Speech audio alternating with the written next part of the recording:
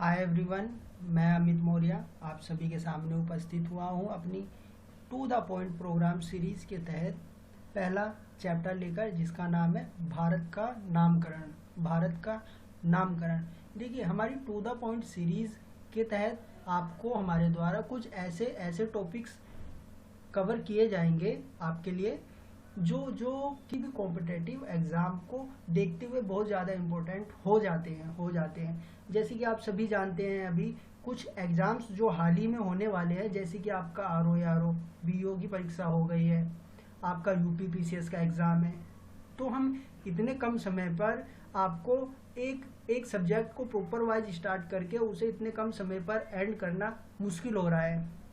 तो अभी हमारा मोटिव रहेगा कि आप लोगों को कुछ ऐसे ऐसे टॉपिक्स कवर किया जाए आप लोगों के लिए, जो आपको इतने कम समय में परीक्षा को देखते हुए आप प्री में अच्छे मार्क्स स्कोर कर पाओ। तो इसी दृष्टिकोण को लेकर हमारे द्वारा ये प्रोग्राम चलाया जा रहा है।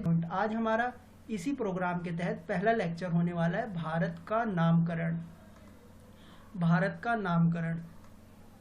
देखिए, आप सभी जानते हैं कि भारत के अनेकों नाम हैं। जैसे कि कोई भारत को इंडिया बोलता है, कोई भारत को भारतवर्ष बोलता है, कोई जम्मू द्वीप बोलता है, कोई आर्यावर्त बोलता है।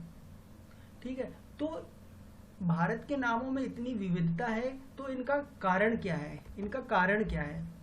तो इसका कुछ कारण होगा तो वो एंसेंट में मिलेगा हमें जाकर। एंसेंट में कि इसकी स्टार्टिंग कहाँ से हुई कि भारत के नामों में इतनी विविधता देखने को मिलती है आज।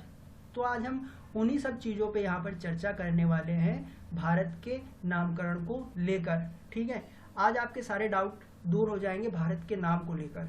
ठीक, आइए हम स्टार्ट करते हैं। देखिए, हमारे ये प्रोग्राम सीरीज के तहत आपको इसी स्लाइड में लेक्चर्स प्रोवाइड करवाए जाएंगे। ये लेक्चर आपको डिस्क्रिप्शन बॉक्स में नीचे लिंक दिया रहेगा, जहाँ से आप इसको सीधा डाउनलोड कर सकते हैं, या आप एक काम और कर सकते हैं कि हमारे साथ आप अपना सेल्फ नोट्स भी प्रिपेयर कर सकते हैं। देखिए, स्टार्ट करते हैं। देखिए, पहली लाइन है कि भारत की सभ्यता एवं संस्कृति उतनी ही पुरानी है जितनी मानव जाति की उत्पत्ति। देखिए, भारत की सभ्यता एवं संस्कृति उतनी ही पुरानी है जितनी की मानव जाति की उत्पत्ति। देखिए, विश्व में या भारत में सभ्यताओं का उदय कैसे हुआ? जैसे मेसोपोटामिया में सुमेरियन की सभ्यता, मिस्र में कुछ सभ्यताओं का जन्म हुआ। भारत में भी इसी प्रकार इंडस वैली सभ्यता का उदय हुआ था, जहाँ से मानव एक आधुनिक मानव के रूप में उभरा था। वो सारे काम करता था जो आज हम करते हैं, जिसमें कि आपका व्यापार हो गया, घर हो गया, स्विमिंग पूल यूज़ करता था, अन्नगार यूज़ करता था, जैसे कि हम आज गोदाम यूज़ करते हैं, कोल्ड स्टोरेज यूज़ करते हैं।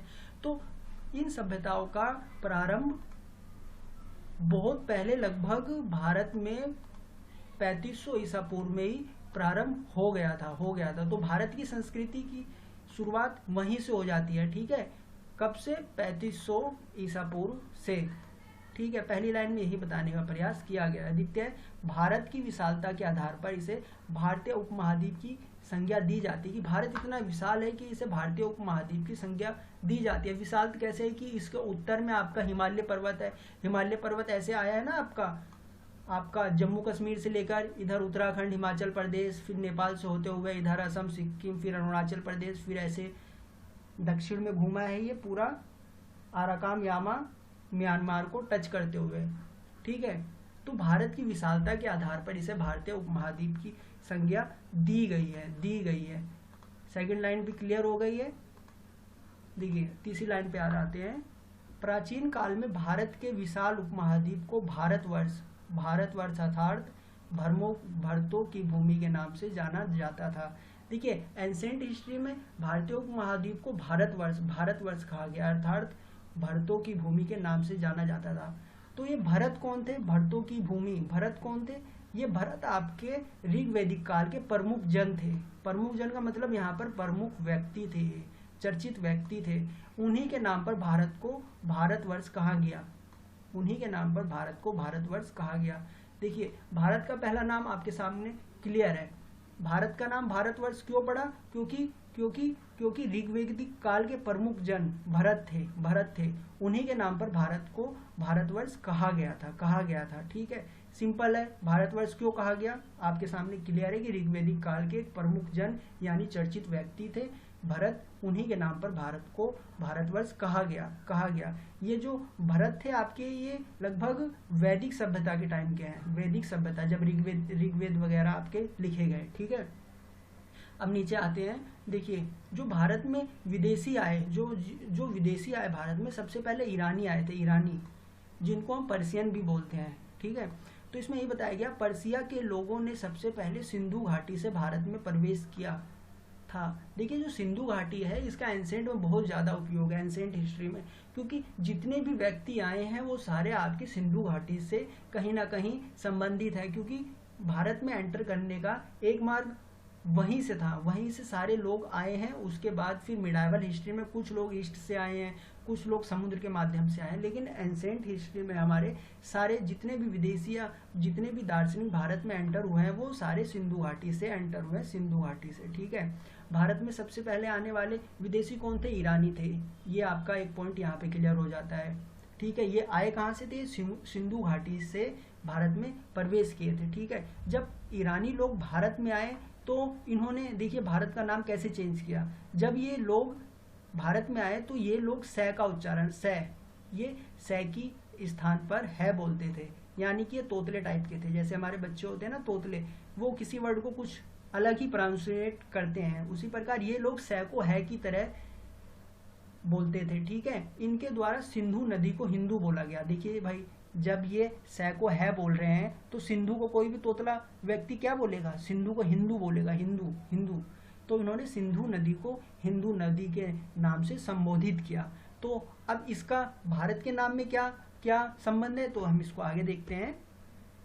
देखिए इनके द्वारा सिंधु नदी को हिंदू नाम से संबोधित किया गया, इसी आधार पर इस देश को इन्होंने हिंदुस्तान कह दिया। ठीक है, तो हिंदू को इन्होंने यहाँ के लोगों के लिए भी प्रयोग किया और उन सभी को हिंदुस्तानी बोला, हिंदुस्तानी यानी कि हिंदुस्तान।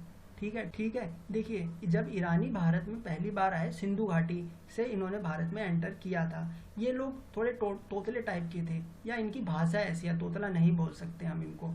ये सै को क्या बोलते थे? आपका है बोलते थे, है। तो इन्होंने सिंधु नदी को क्या बोला? हिंदू नदी। और यहाँ पर रहने वाले लोगों के लिए भी इन्होंने हिंदू का यूज किया, और यहाँ के सारे लोगों को मिलाकर इन्होंने क्या संज्ञा दी? हिंदुस्तान, यानी सिंधु नदी के जो दक्षिण में है वो हिंदुस्तान है। ठीक है, और ये हिंदुस्तानी नाम कहाँ से पड़ा आपका? सिंधु नदी से आपका हिंदुस्तानी नाम पड़ा है। अब देखिए नेक्स्ट लाइन पे आते हैं। इन्हीं लोगों द्वारा सिंधु का बदला रूप यहाँ पे, सॉरी आप रूट की जगह रूप कर देना, बदला रूप हिंदू यहाँ के निवासियों के लिए भी प्रयोग किया गया। जो आज हमें हिंदू बोला जाता है वो इन्होंने ही दिया है। धर्म तो हमारा सनातन धर्म है। ठीक है ना। नेक्स्ट आते हैं। जैन पौराणिक कथाओं के अनुसार और बौद्ध ग्रंथों में भारत हेतु जम्मू द्वीप, यहाँ द्वीप कर देना, जम्मू द्वीप। ठीक है ना, जम्मू द्वीप शब्द का प्रयोग किया गया। अगर आपसे कभी क्वेश्चन पूछा जाता है कि जैन पौराणिक कथाओं और बौद्ध ग्रंथों में भारत के लिए किस नाम का यूज किया गया है, तो आपका आंसर हमेशा होगा जम्मू द्वीप। ठीक है, अब एक बार रिवाइज कर लेते हैं। देखिए आर्यों के निवास के आधार पर भारत के लिए किस शब्द का यूज किया गया? आर्यावत, क्योंकि जो वैदिक लोग थे वो आर्य जाति से बिलोंग करते थे, तो उन्हीं के आधार पर इनको आर्यावत बोला गया है। राजा भरत के नाम पे जो ऋग्वैदिक काल के प्रमुख जन थे राजा भरत के आधार पर भारत को भारतवर्ष बोला गया। जब ईरानी भारत आए, इन्होंने सिंधु को हिंदू बोला और यहाँ के लोगों के लिए हिंदुस्तानी शब्द का प्रयोग किया। जैन और बौद्ध ग्रंथों में क्या बोला गया? जम्मू द्वीप। ठीक है, यहाँ पे भी आपका ये भी क्लियर हो गया है। ठीक, अब तो आपको कोई डाउट नहीं रहेगा भारत के नामों में लेकर, जहाँ तक हमारा मानना है। अगर आपको इसके बाद भी कोई दिक्कत आती है, आप हमें कमेंट के माध्यम से हमें बता सकते हैं। नेक्स्ट आते हैं। ईसा की प्रथम शताब्दी, ठीक है, में चीन में बौद्ध धर्म का प्रवेश होने पर चीनियों ने भारत के लिए तिएनचू, क्वेश्चन आता है, ये मोस्ट इम्पोर्टेंट है, इसको आप बिल्कुल माइंड में बैठा लेना, ठीक है ना। ईसा की प्रथम शताब्दी में जब चीन में बौद्ध धर्म का प्रवेश होने पर चीनियों ने भारत के लिए तिएनचू, क्योंकि यहाँ की भाषा ही होती है तिएनचू, यूनचू, पुंचू, तो ये इन्होंने उसी आधार पर भारत के लिए तिएनचू अथवा चुआंतू शब्द का प्रयोग किया है। लेकिन जब बाद में ह्वेनसांग भारत में आते हैं तो इन्होंने भारत को यीनतू शब्द का चलन हो गया। तो ह्वेनसांग द्वारा यीनतू शब्द का प्रयोग किया गया भारत के लिए, और चीन में बौद्ध धर्म के प्रवेश के टाइम चीनियों ने भारत के लिए तिएनचू और चुआंतू शब्द का प्रयोग किया गया है। देखिए यहाँ पर आपको ध्यान देना है कि चीनियों द्वारा भारत के लिए क्या शब्द का यूज किया गया है, तो आपका आंसर हमेशा रहेगा तिएनचू अथवा चुआंतू। और अगर क्वेश्चन आता है कि ह्वेनसांग ने भारत के लिए किस नाम का उल्लेख किया है, तो आपका हमेशा आंसर रहेगा यीनतू। ओके, क्लियर है, बिल्कुल डाउट में फंसना नहीं है आपको, ये क्वेश्चन पूछे जाते हैं, काफी इंपॉर्टेंट है, ठीक।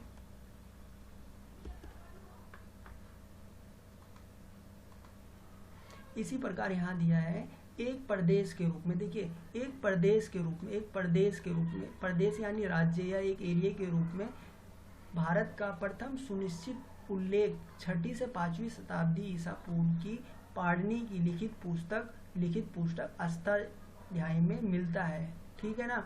इसमें बताया जा रहा है एक प्रदेश के रूप में, एक एरिया के रूप में भारत का प्रथम सुनिश्चित प्रमाणित, बिल्कुल प्रमाणित है जो प्रथम सुनिश्चित उल्लेख 6वीं से 5वीं शताब्दी ईसा पूर्व की पाणिनि की लिखित पुस्तक अष्टाध्यायी में मिलता है। पाणिनि कौन थे, ये मैं आपको होमवर्क देता हूँ, पाणिनि के विषय में जानिए कुछ। ये किसके शासनकाल के टाइम के हैं पाणिनि, इनके अन्य नाम क्या है और इनके द्वारा क्या क्या उपलब्धियां हासिल की गई थी, इनके द्वारा कौन कौन सी पुस्तकें लिखी गई थी, ये आपका होमवर्क है। पाणिनि बहुत चर्चित नाम है, क्वेश्चन पूछे ही जाते हैं इससे। तो इसमें यही बताया जा रहा है कि 6वीं से 5वीं शताब्दी ईसा पूर्व की पाणिनि की लिखित पुस्तक अष्टाध्यायी में भारत का नाम एक सुनिश्चित प्रदेश के रूप में मिलता है, ठीक है। तब भारत नाम का जनपद कामोज से मगध तक विनिर्दिष्ट 12 जनपदों में से एक था, ठीक है ना। पाणिनि के टाइम पे भारत का एक प्रादेशिक रूप में उल्लेख मिलता है। इस टाइम क्या था, 12 जनपद थे, जैसे कि भारत में अभी 35-36 स्टेट हैं, राज्यों और संघ शासित राज्यों को मिलाकर, उसी प्रकार इस टाइम पे 12 जनपद में भारत विभाजित था। उसमें से एक था भारत है आपका। भारत के संविधान में अनुच्छेद 1, देखिए ये सब तो भारत के नामकरण की बातें रही, आप कुछ भी भारत के लिए यूज कर सकते हो, लेकिन एक इसका राजकीय नाम होता है, राजकीय नाम। जैसे कि भारत का राजकीय पशु क्या है, बाघ है, राजकीय पक्षी क्या है, मोर है। उसी प्रकार भारत का कुछ राज्य प्रशासनिक नाम होता है जहां उसको विश्व में अन्य नामों से जाना जाता है, तो ये नाम हमें संविधान देगा। संविधान के आर्टिकल 1 में बताया गया है भारत के संविधान के अनुच्छेद 1 में भारत अर्थात इंडिया राज्यों का संघ होगा शब्दों से स्पष्ट किया गया। अर्थात संविधान में भारत, नेक्स्ट लाइन पर आते हैं, इसमें बताया गया भारत के संविधान के अनुच्छेद 1 में भारत अर्थात, ये आधार की जगह आपको अर्थात कर लेना है, मिस्टेक हो गई है हमसे, भारत अर्थात इंडिया राज्यों का संघ होगा, यहाँ पर हुआ की जगह होगा, ठीक है। आर्टिकल 1 में बताया गया है भारत अर्थात इंडिया राज्यों का संघ होगा शब्दों से स्पष्ट किया गया है। भारत का नाम अर्थात भारत का जो प्रशासनिक नाम है भारत अर्थात इंडिया, तो भारत का जो राजकीय नाम है वो 2 नाम है भारत के, एक है भारत, एक है आपका इंडिया। तो भारत के जो प्रशासनिक नाम या राजकीय नाम, जो राष्ट्रीय नाम है वो 2 नाम है भारत के, एक तो भारत हो गया, इंडिया, ठीक है। अब नो डाउट कि आपको भारत के नामकरण को लेकर किसी भी प्रकार की समस्या नहीं रह गई होगी। आपको इसको अपनी कॉपी पे नोट करना चाहिए, नहीं तो हम डिस्क्रिप्शन में अपनी पीपीटी फाइल अपलोड कर लेंगे, जहां से आप जाकर इसको डायरेक्ट यूज कर भी अपने लिए यूज कर सकते हैं। तो हम आपको बता देना चाहते हैं कि हमारे to the point program series के तहत कुछ ऐसे ही टॉपिक्स को उठाया जाएगा जो अभी अभी हाल ही में होने वाले एग्जाम को ध्यान में रखते हुए काफ़ी ज़्यादा इम्पोर्टेंट है। तो आज का वीडियो यहीं ख़त्म होता है। Thanks for watching.